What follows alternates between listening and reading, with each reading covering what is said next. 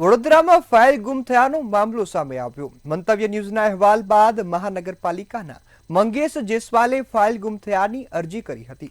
Sayajiganj police સ્ટેશનમાં અરજી થઈ છે ત્યારે સયાજીગંજ પોલીસ મહાનગરપાલિકા કમિશનરની ઓફિસે પહોંચી હતી અને સયાજીગંજ પોલીસે મહાનગરપાલિકા કમિશનર કેમ્પ ઓફિસનું પંચનામું કરવાની પરવાનગી માંગતો પત્ર પાઠવ્યો હતો।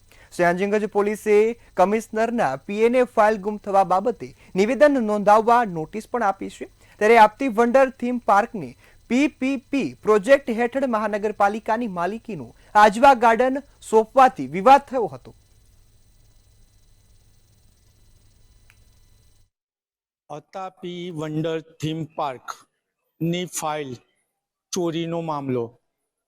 અતાપી વંડર થીમ પાર્ક ની ફાઇલ ચોરી થઈ ગઈ છે તેવી પાર્ક્સ એન્ડ ગાર્ડનના ડાયરેક્ટર મંગેશ જયસ્વાલે ફરિયાદ નોંધાવી ને હવે ફરિયાદના આધારે સયાજીગંજ પોલીસ આજે વડોદરા મહાનગરપાલિકા પહોંચી અને વડોદરા મહાનગરપાલિકા કમિશનરને પાસે કેમ્પ ઓફિસનું પંચનામું કરવાની પરવાનગી કરતો પત્ર જણાવ્યો અને સાથે સાથે વડોદરા મહાનગરપાલિકાના કમિશનરના પીએને પણ પત્ર જણાવ્યો મોકલ્યો છે કે તે તેમનું નિવેદન નોંધાવે।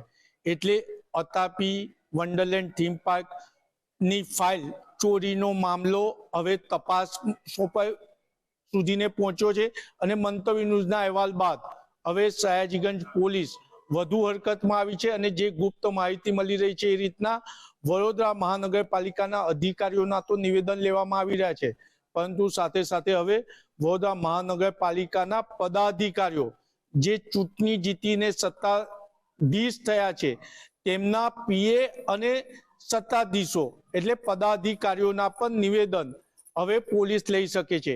એટલે કહી શકાય કે ક્યાંક ને ક્યાંક પોલીસની તપાસ હવે પદાધિકારીઓ તરફ પણ જઈ શકે છે। કેમેરામેન કેતન સિંધે સાથે નિલેશ બ્રહ્મભટ્ટ, મંતવ્ય ન્યૂઝ વડોદરા।